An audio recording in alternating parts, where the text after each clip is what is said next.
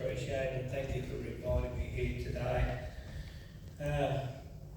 My name's Tony Garvey. I'm a Wurundjeri elder. I'm from Wurundjeri.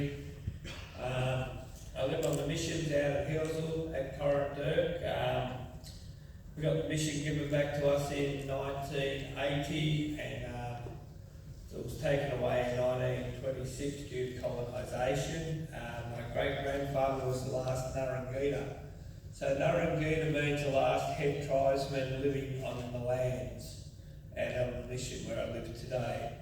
My granny Jemima was last to die on the missions due to colonisation and being forced off the lands. The Wurundjeri people, they were also a part of the Kulin Nation, so Kulin means man. In the Kulin Nation we had the 5 language groups. We had the Wadawurrung to the west, the Coorong who were the westerly neighbours to the Wadawurrung, Tanarong to the northeast, Bunurong to the southwest, and the Wurrung of the Wurundjeri territory that we stand on here today. The Wurundjeri lies within the cities of Melbourne. It extends from the mountains of the Great Dividing Range, south to the Yarra River, west to the Werribee River, and east of Mount Bawbor. The Wurundjeri people have a social totem. It is Bunjil the eagle. Bunjil represents spiritual powers throughout many parts of Australia.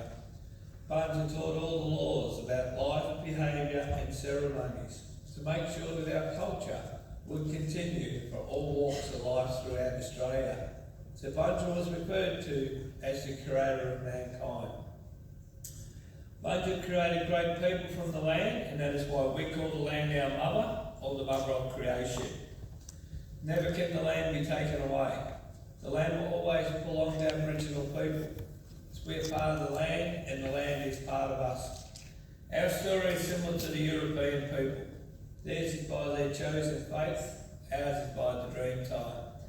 We both have creators and beliefs, and ours is Bunjil.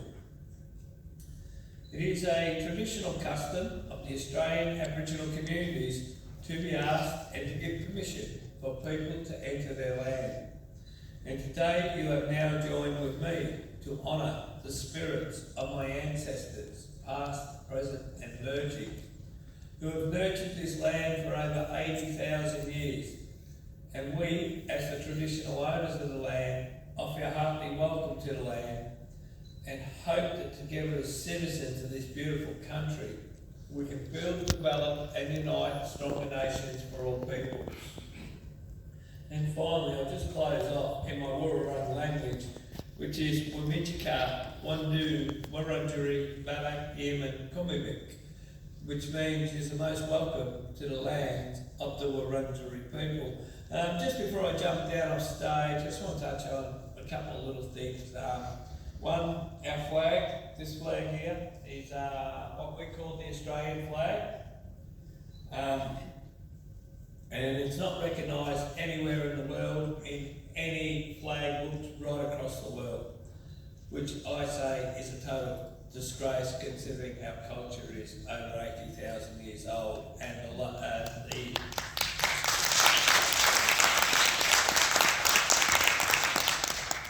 the oldest living culture in the world. Also, just changing the date too, I think it's very important too for a lot of reasons. The day we call Invasion Day is, a lot of European people call it Australia Day. We call it Invasion Day for one reason and one reason only. There was 500,000 Indigenous people killed on that day on. 90% of Tasmania were wiped out. 80% of Australia was wiped out. And that's why it is very important that we change the date on that day and we all walk the same line and we all walk together. We need to stamp out this racism and everything else that goes on in this country. It's not acceptable for anyone. We are a multicultural society now and it needs to be accepted as that. And we want to walk the same line with everyone else. We're sick of being treated like second-class citizens in our own country. And that's the way the government has treated us. Hopefully for not much longer. I had a friend ring me up on Anzac Day and he said to me, Tony, he said, they're not flying the flag down here. I said, it doesn't surprise me, I said, because they've got no respect for our people. I said, my grandfather fought in the war. I said, so I've got nothing against the old diggers. I said, but for him to fight for his own country, he had to lie and say that he was an American Negro to fight for his own country in Australia. What a total disgrace. And so yeah, they're part of the reasons why we need to change the date. And we need to have a day where we can all celebrate together. This multicultural society we have in Australia now. We want to celebrate that day too with everyone. But we can't celebrate that day when there was over 500,000 of our people killed, and part of that was my family. My family was also a part of the stolen generation. Half of my family ended up in Lake Tyers, the other half ended up in Coronderk, where I am today.